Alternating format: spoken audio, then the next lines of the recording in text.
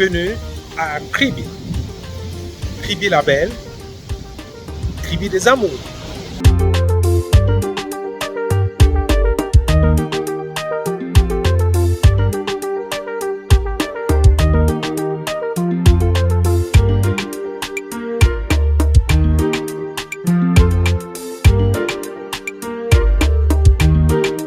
La ville de Kribi est une ville côtière du Cameroun.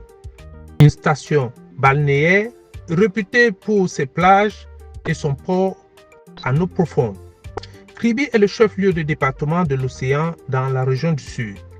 Kribi constitue un point stratégique du trafic maritime dans le golfe de la Guinée et le terminus de l'oléoduc transportant le pétrole brut depuis les champs pétrolifères de la région de Doba au sud-ouest du Tchad, et les chutes de la Lobé sont également à proximité de la ville, environ 7 km, et une route intérieure à travers la forêt littorale qui va jusqu'à l'Olodof.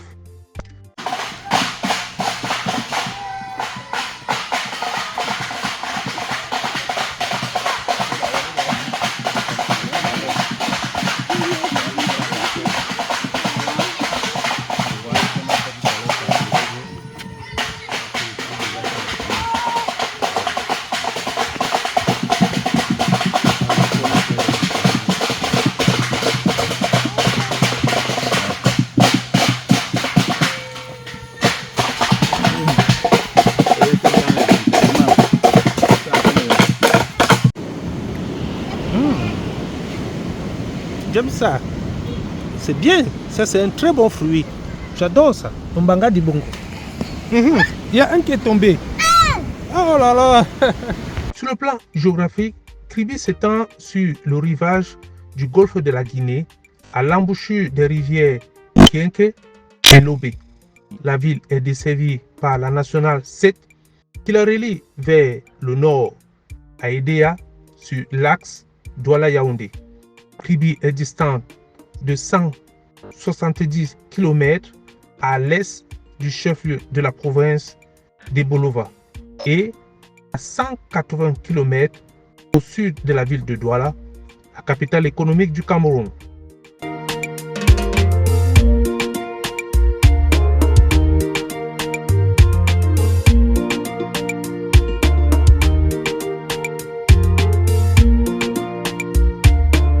Sur le plan climatique, Kribi possède une courte saison sèche et une longue saison humide avec une température moyenne de 25 degrés Celsius et le mois le plus chaud est février avec une moyenne maximale de 32 degrés Celsius.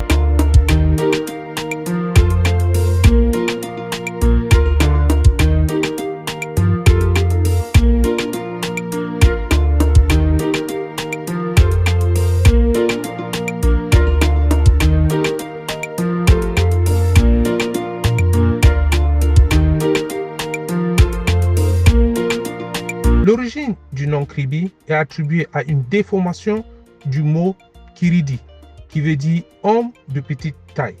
Les populations autochtones sont les Pygmées, les Batangas, les Mabis, et notre guide touristique nous a offert une belle occasion de découvrir les Pygmées qui vivent de la chasse et de la cueillette.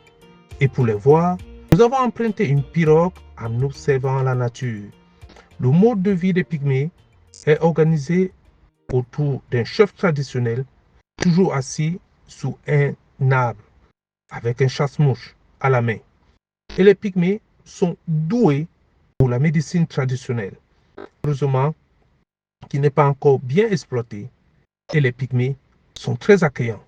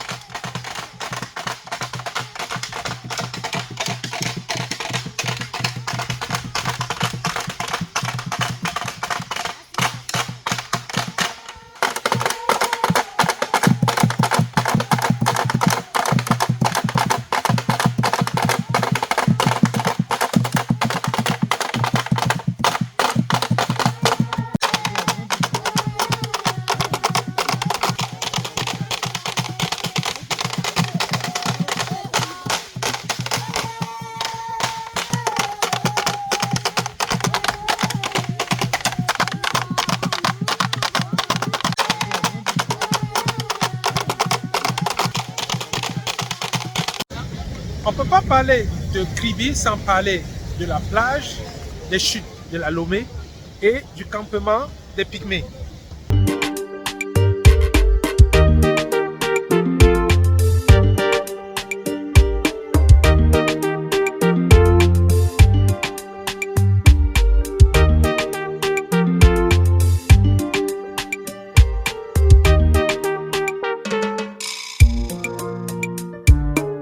Les chutes de la Lobé est un vaste ensemble de ruisseaux s'écoulant en une série de cascades sur une distance de 1 km pour former un nuage majestueux de chute et, au terme de sa course, la Lobé se jette directement dans l'océan Atlantique.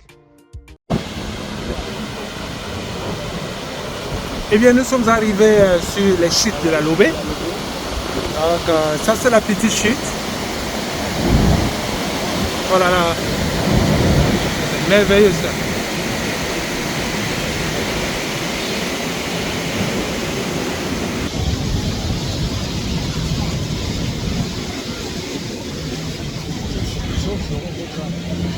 Confiance. Là maintenant, la saison sèche. Maintenant la saison de pluie, les gens peuvent marcher sur les cascades. Tout c'est normal. Personne ne peut marcher. Maintenant, à partir de septembre, octobre, août, quand la pluie commence, tout s'est inondé. Tout s'est inondé. Ouais. Après, vous rentrez, vous prenez la période comme on a pris là. Vous faites des photos, allez sur la plage. Alors, où est la grande chute? Là, on va aller tout à l'heure. Ah.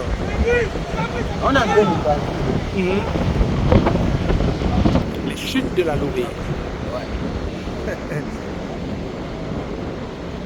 Et ça se déverse dans l'océan Atlantique. Oui. Non. Et là, c'est l'océan Atlantique. Regarde. Ça, c'est l'océan Atlantique. Ça passe à Soudan, c'est là où, à dehors d'ici, il y a 800 mètres de rapide. Les 800 mètres, c'est.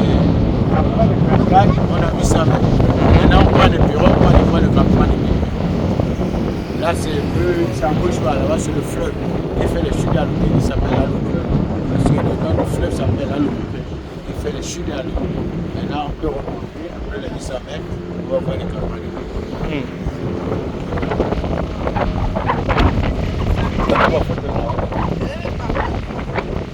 Pour les Batanga, Mabi et Pygmées qui vivent à leur abord, les chutes de la Lobé représentent un lieu de croyance associé aux divers rites culturels et chaque jour, les artistes présentent les formes physiques des sirènes de mer à travers leur talent et donnent même les noms.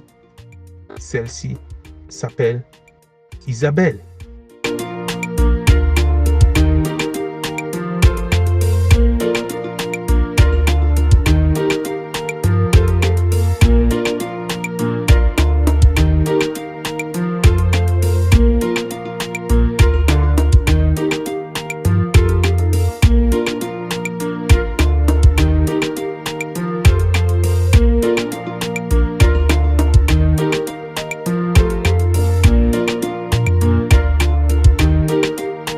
La ville de Kribi offre beaucoup d'opportunités, mais elle n'est pas exploitée. Les plages sont encore à l'état anarchique et les sites touristiques ne sont pas encore développés. En fait, Cherenbous, depuis Kribi Label pour Africa News USA.